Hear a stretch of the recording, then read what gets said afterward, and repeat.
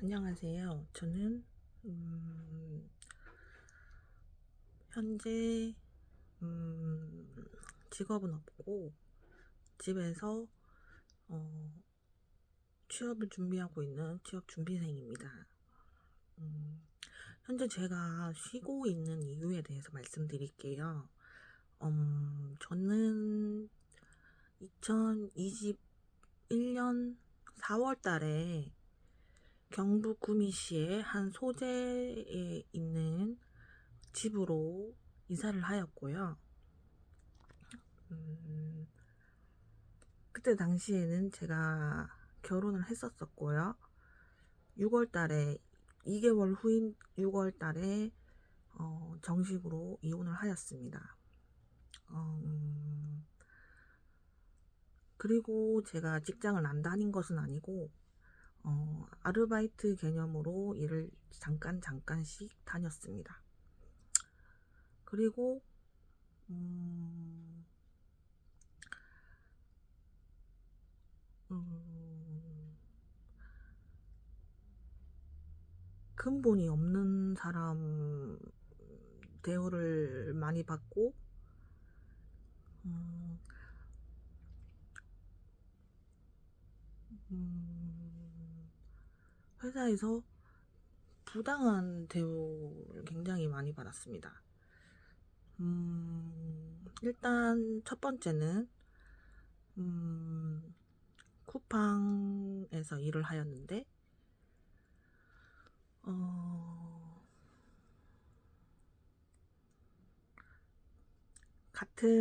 같이 일하시는 4, 50대 어머니뻘들께서 저에게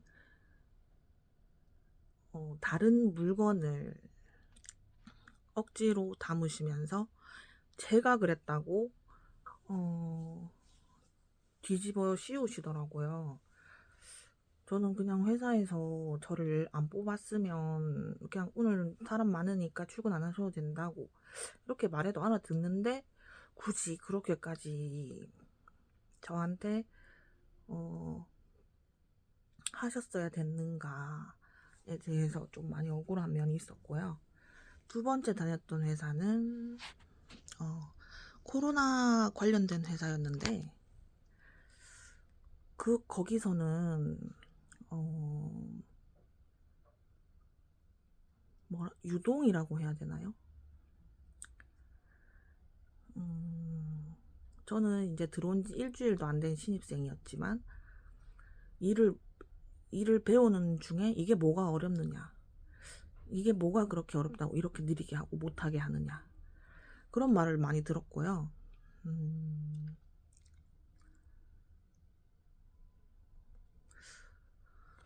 그때 당시에는 제가 자산 관리라든지 이런 부분에 대해서 좀 많이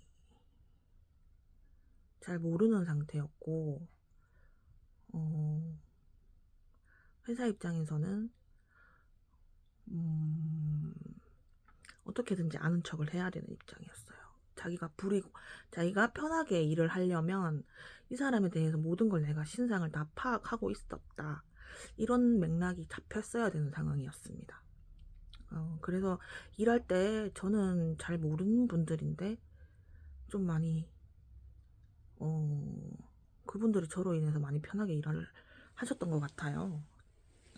음, 그리고 중국인 분들 저한테 오셔가지고 여기서 왜 일을 하느냐 그런 말씀을 많이 물으셨습니다. 왜 그런 얘기에 대해서 묻냐고 하니까 음,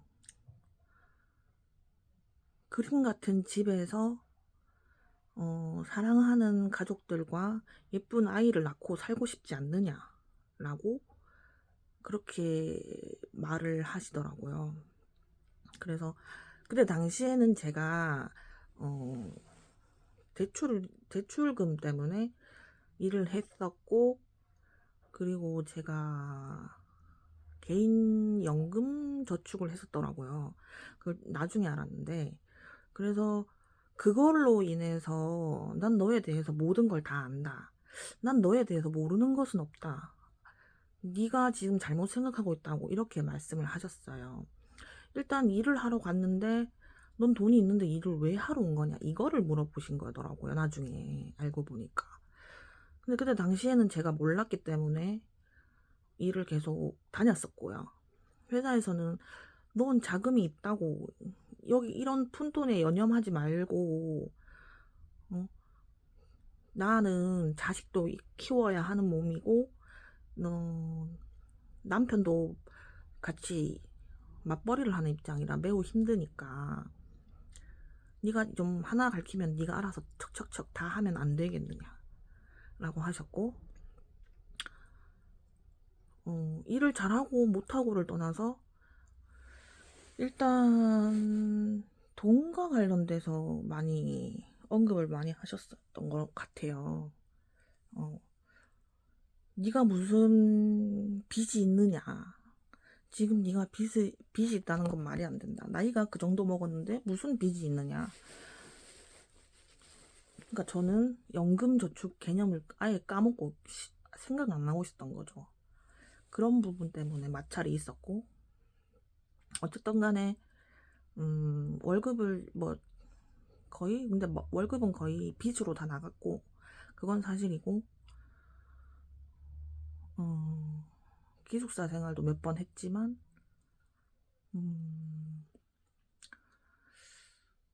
뭐 원하는 인재상이 아니라는 말을 많이 들었어요. 일을 하려면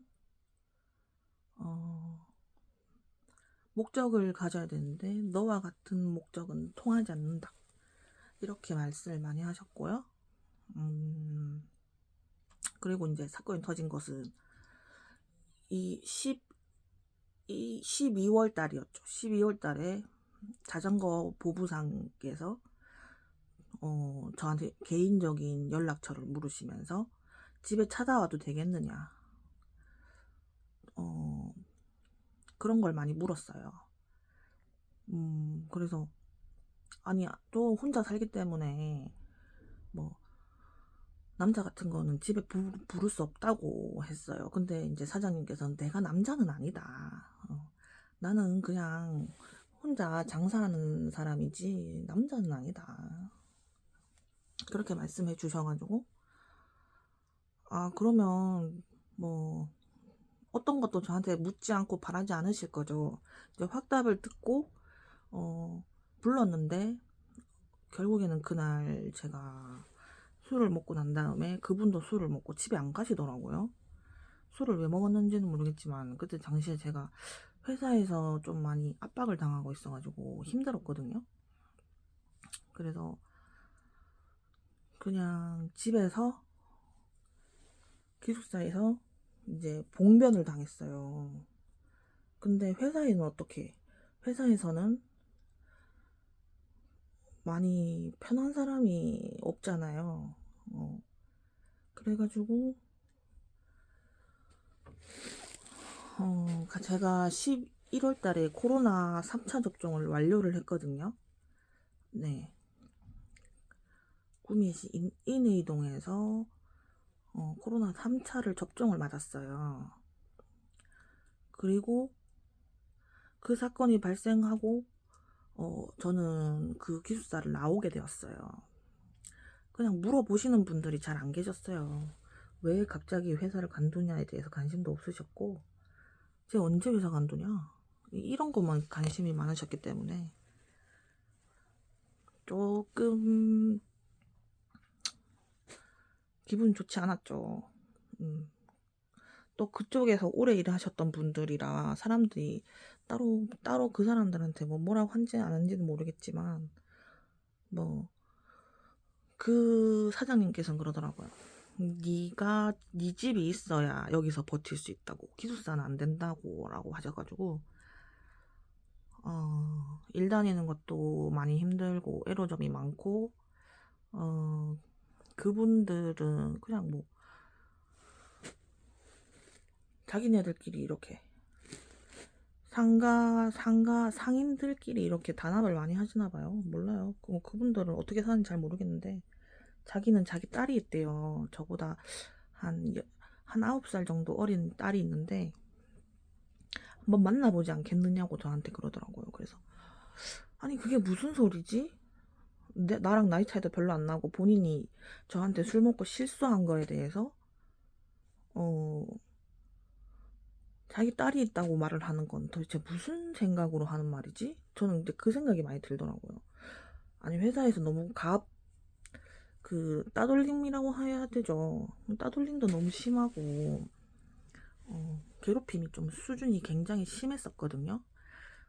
그래서 이분도 저를 괴롭히고 싶어하는 사람의 한 명이라고 생각했어요. 사람을 되게 못 쓸 사람을 만드는 걸 좋아하는구나. 그리고 거기서 막 회사에서는 그냥 묻지도 않고 그 사건 발생한 이후로는 빨리 회사를 빨리 나가라고만 하셨어요. 그래서 그 회사를 나가고 1월 달에 한 번 더 만났어요. 그분을 어떻게 만났느냐면 제가 몸이 그때 당시에 썩 좋은 편은 아니었거든요. 근데 회사에서 너무 많은 그런 괴롭힘을 당하면서도 끝까지 다니려 했었기 때문에 그런 분들을 만나는 거에 대해서 전혀 반감을 가지거나 그런 생각은 안 들더라고요.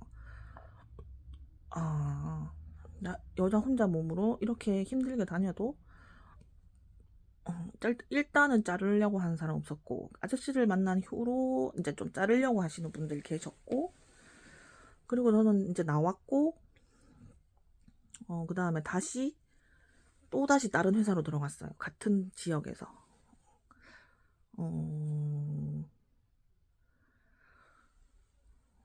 계속 통근버스를 타고 다녔지만, 계속 그냥 같은 맥락이었어요. 아니 무슨 빚이 있냐 네가 왜 다니려고 하느냐. 심지어 너는 어디 가서 억울해도 억울하다는 소리 하지 말고 살아라고 했어요. 그거는 이제 아주머니들께서 많이 그렇게 말씀을 해주셔가지고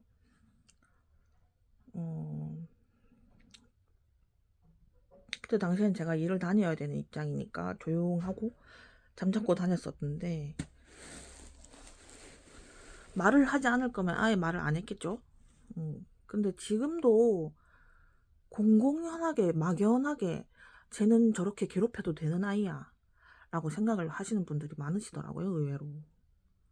예, 그리고 회사를 다녔는데 좋게 보시는 분들 없으시죠. 제가 이제 회사 다니다가 거기 다른 회사였는데 전 회사보다 괴롭힘이 좀 더 심했어요. 그래서 그 회사를 다니다가 이제 제가 다니기 싫어지는 생각이 드는 거예요. 언제 잘릴지 모르잖아요. 어차피 이 사람들 나가라고 하면 언제든지 전 나가야 되는 입장인데, 근데 사람들이 그거를 알고 계신 분들이 많으셨고, 또 저한테 많은 분들이 그랬어요. 쟤는 실수를 좀 더 해야 한다고. 아직 저 정도 가지고는 안 된다고. 좀 더 실수를 해야 한다. 이렇게 말씀을 많이 해주셔가지고 진짜 회사 다니기 힘들더라고요. 그래서 회사를 안 다녔어요. 안 나갔어요. 한 2달 정도 쉬었어요. 코로나도 걸렸고. 그리고 난 다음에 회사 나가니까 막 다 변해 있더라고요. 제가 원래 일했던 자리는 다 다른 사람들로 다 채워졌었고. 그래서 점점 회사 잘 다닐 생각은 점점 줄어들고 있었어요. 근데 이제 그 회사 남자 직원분이 저에게 또 따로 연락을 주셔가지고, 난 누군지도 모르고 전화를 받았는데 우리 회사 다시 나올 거냐고 물어보시더라고요. 그래서 우리 회사는 아니지만 안 다닐 거라고, 나는 다른 지역으로 갈게요 이렇게 말을 하니까, 그러면 잠깐 보자고 이러시더라고요. 그래서 다른 회사를 가는데 왜 봐야 되죠 하니까, 내가 그렇게 시간이 많은 사람이 아니야. 보자고 하면 나와야지 제깍제깍 이렇게 말씀하셔가지고 갔어요. 뭐 바로 그날 바로 보재요. 그래서 보러 갔어요. 갔는데 차에서 애정 행각을 저한테 하시더라고요. 네. 그랬는데 제가 무서워서 저는 일을 하러 온 거지 그 몸을 팔러 온 사람은 아닌데 저한테 뭐 원하시는 게 있냐고 하니까 너랑 한 번만 뭐 만나보고 싶다 뭐 이런 식으로 얘기를 하시는 거예요. 그래서 말도 안 되는 소리라고 생각했어요. 저를 왜 만나고 싶어 하시지? 저랑 만나서 좋을 게 없을 것 같은데 이 생각이 들어서 거절을 했는데 계속 어깨동무를 하고 스킨십을 하고 막 입술을 한번 맞춰보자고 하고 뭐 집에 갈 생각을 안 하고 하루 종일 옆에 붙어가지고 뭐라고 하시는 거예요. 아 이게 이래 갖고는 일이 안 되겠다 싶어서 제가 그러면 밥을 먹고 헤어지자고 했어요. 제가 밥은 한 끼 사드리겠다고 했어요.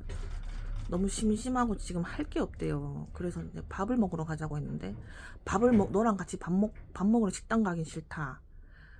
여관을 가고 싶다. 이렇게 말씀을 하셔가지고 그 여관 가서 무슨 짓 할 거냐고 하니까 그냥 술만 먹고 갈 거다. 자기는 아무 짓도 안 할 거라고 했어요. 그래서 알았다고 하고 이제 그분과 헤어졌죠. 근데 제가 그분 얘기를 왜 하는 거냐면 그분도 일을 하는 사원이지만 저도 알바하는 이제 사원인데 저한테 이제 돈을 요구하셨어요. 의뢰사 다니고 나 자꾸 볼 거면 돈을 좀 줘야겠다고. 그래서 그때가 2022년 한 6월 달인가 5월 달인가 뭐 그 정도였는데 저한테 돈을 있는 거 있으면 다 달라고 하시더라고요. 그래서 돈을 드렸어요. 남은 게 얼마 없었는데 그거를 드리고 나니까 회사에서 일절 저한테 터치를 안 하시더라고요. 근데 어차피 같이 일하는 부서가 아니었어요. 따로 일하는 부서였죠. 그리고 난 다음에 계속 그 후로도 계속 전화가 계속 왔어요. 자기가 회사를 관두겠다고 하니 회사에서 자기를 붙잡더라. 나한테 직급을 주면서 조장 역할을 하라고 하면서 직급까지 줬다. 그래서 그냥 회사 그분이 이제 회사에서 아예 저를 일절 아는 척을 안 하셨거든요. 일절 아는 척 안 하고 다른 분들하고 얘기를 많이 나누시던데 계속 무시당하는 기분 있잖아요. 자기가 엄청 잘났고 자기가 엄청 대단한 사람인 줄 착각하는 거. 결국에는 이제 한 달 정도 다니다가 회사가 뭐 일이 없대요. 갑자기 저한테 미안하셨나 봐요. 그 여관 사건이 있고 난 후로.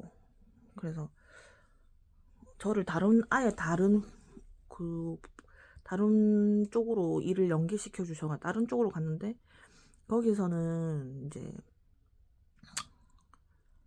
또 저보고 회사를 왜 기어 나오네요. 관두면 안 되겠네요, 전부 다. 그래서 뭐 사람 안 필요한 거면 안 나오겠는데 사람 필요하다고 해서 왔는데요 하니까 뭐 네가 사람이냐 개지 이런 식으로 반응을 많이 하셔가지고 저는 그냥 무시했어요. 무시하고 다니니까 나중에는 아예 대놓고 직접적으로 제발 회사는 안 나오면 안 되겠냐고. 아니 그 무슨 직급이 아니고요. 그냥 자기가 일개 사원이에요. 근데 제발 안 나왔으면 좋겠다고. 그래가지고 짜증을 너무 부르셔가지고 알았다고 하고 회사 관뒀거든요. 왜냐면 그때 당시에 제가 통근 버스를 타고 다녔는데 통근 기사 아저씨가 태우기 싫어가지고 그런가 몰라도 저한테 계속 찍적대는 거예요. 그래서 무시를 했는데 그 아저씨는 심심하면 그러시더라고. 심심하면 본인이 심심하면은 한번 어떻게 한번 해볼까 잡아트려 볼까 뭐 이런 생각을 많이 하시더라고요. 그래서 너무 불쾌하고 기분 나쁘고 회사 다녀봤자 나한테 남는 게 없는 거예요. 인격 대우를 못 받으니까. 그래서 이제 회사를 관뒀어요. 관두고 다른 회사를 또 갔는데 또 같은 코로나 관련된 회사였어요. 그 회사에서 또 무슨 일이 있었느냐 하면은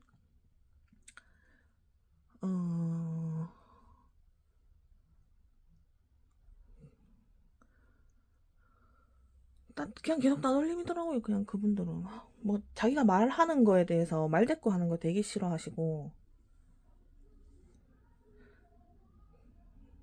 음 그리고 남친 자랑을 너무 많이 하셔가지고, 제가 뭐 누구를 혐오하거나 싫어하거나 뭐 극단적인 생각을 하지는 않았거든요.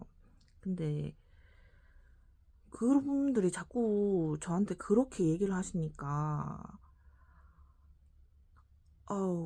계속 뺑뺑이 돌린다고 해야 되나? 같은 자리엔 절대 못 앉고 항상 다른 공간으로 이동하고, 예, 그런 게 좀 잦았고, 제가 너무 아무 말도 못하니까 답답한 사람들이 한두 번씩 더 해요, 다른 사람한테. 그러면은 저는 그냥 그 자리에 있는 것 자체가 이제 이간 이간질을 하는 사람이 되는 거잖아요. 그리고 그 그 다른 그분 원래 일하시는 분들은 왜 이렇게 소란스럽냐고 조용히 하라고 이거를 한 2달 정도 들었거든요. 음, 거기서 정확하게 한 2달 반 정도 일하고 일거리 없다고 해서 나오지 말라고 해서 관뒀거든요. 근데 요즘에 저를 싫어하시는 분들이 생길 수도 있는 게, 음, 저는 인정은 가요. 뭐 제가 그렇게 잘났거나 뭐 그런 사람은 아니지만, 뭐 직접적으로 어 너랑 한번 너를 한번 너랑 한번 해봐야겠다 뭐 이런 얘기를 되게 많이 듣거든요. 뭐 대놓고 모텔 가자고 하시는 분들 굉장히 많으세요. 뭐 아예 없는 게 아니니까. 근데 제가 너무 가기 싫은 거예요. 그러니까 솔직히 말해서, 네, 하기가 싫은 거예요. 그래서 잘 아무것도 안 하고 살거든요. 아무것도 안 하고 사는데 주변에서 가만히 안 놔둬. 주변에서 쇼를 해요. 쇼를 해. 너무 힘든 거예요, 사는 게.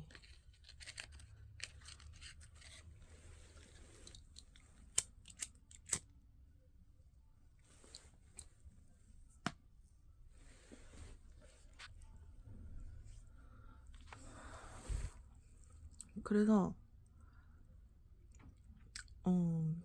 제가 원하는 삶이랑 지금 현재 산 삶이랑 전혀 매개체가 전혀 없거든요.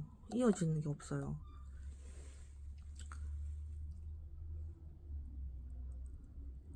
어, 그래서 요즘 집에서만 이렇게 잘 지내고 있거든요. 뭐 저처럼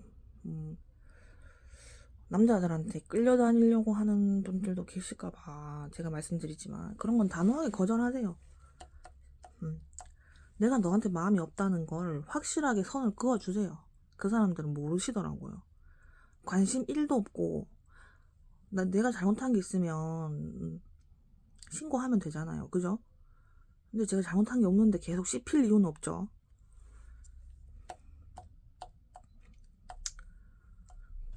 그리고 뭐 하룻밤 정도는 어떠냐는 식으로 얘기는 하지 말아주세요. 관심이 없어요.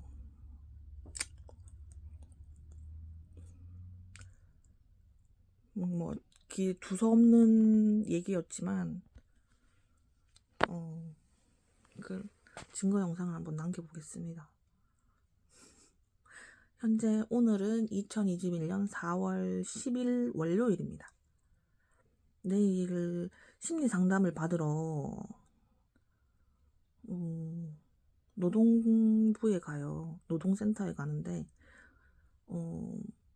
현재 취업 준비생이고요. 과도한 요구는 저한테 해주지 않았으면 좋겠어요. 어차피 못 들어드려요. 그렇게 무리한 요구를 하시면 제가 못 들어드리니까, 저한테 요구를 하실 거면 서류를 갖고 오세요. 서류를. 알겠죠? 감사합니다.